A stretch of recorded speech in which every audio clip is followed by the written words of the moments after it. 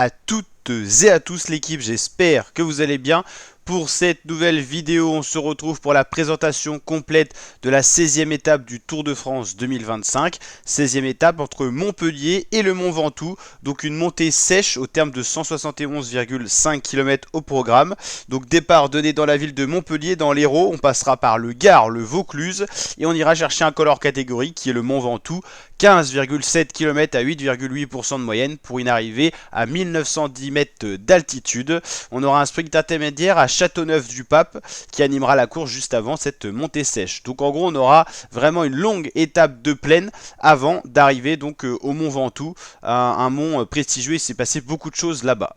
Donc 16e étape du Tour de France 2025, première étape de la troisième semaine de course. Ça aura vraiment une allure de piège cette étape là, parce qu'il faudra vraiment s'y faire au changement de braquet entre la plaine et la montagne, en plus au lendemain d'une journée de repos, ce qui peut être encore plus piégeux.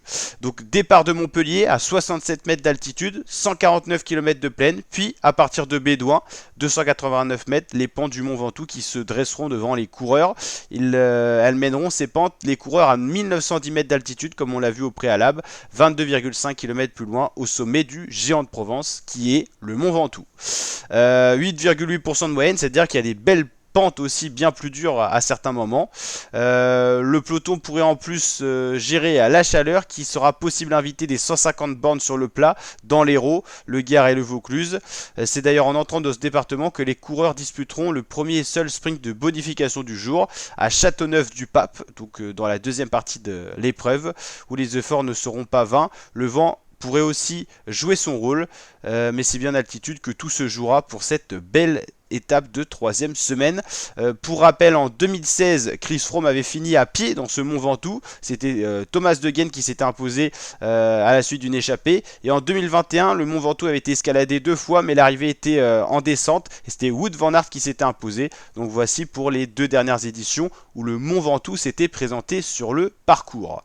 On va regarder col et côte au programme, et c'est vrai qu'on a plus les profils dessinés, vous savez, ces petits profils de col qui permettent de voir la pente. Au niveau des classements, hein, on semble vraiment sur un tour déjà joué. S'il n'y a pas de chute du côté de Pogacar ou de grosses défaillances, Pogacar devrait vraisemblablement remporter le tour. Il a 4 minutes 13 d'avance sur son dauphin, il est plus fort à chaque fois en montagne. Vingegaard est donc le dauphin, deuxième, Lipovic troisième avec l'abandon de Remco Evenepoel, troisième est déjà à 7,53. Hein. La troisième place est peut-être encore ouverte avec Oscar Onley qui montre de belles choses. Kevin Vauquelin, qui est notre Français, 5e au général. Primoz Roglic revient très fort hein, sur Kevin Vauquelin, il faudra se méfier, hein, il n'y a qu'une poignée de secondes entre les deux. Félix Gall un peu plus loin, 7e. Tobias Johansson, le leader de la UNEX, le Norvégien. Carlos Rodriguez, qui au prix d'une belle échappée lors de la dernière étape a repris du temps et est repassé 9e. Ben Illy 10e.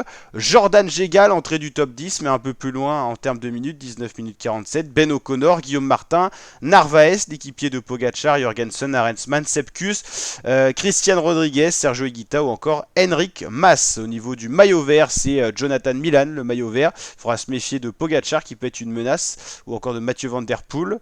Binem Grima, il semble loin quand même. Meilleur grimpeur, Lenny Martinez, mais une fois de plus, attention à Pogacar qui est classé dans tous les classements, que ce soit maillot vert, maillot à pois et bien sûr maillot jaune. Arensman, Vingegaard, Michael Woods qui ont pas mal de points aussi.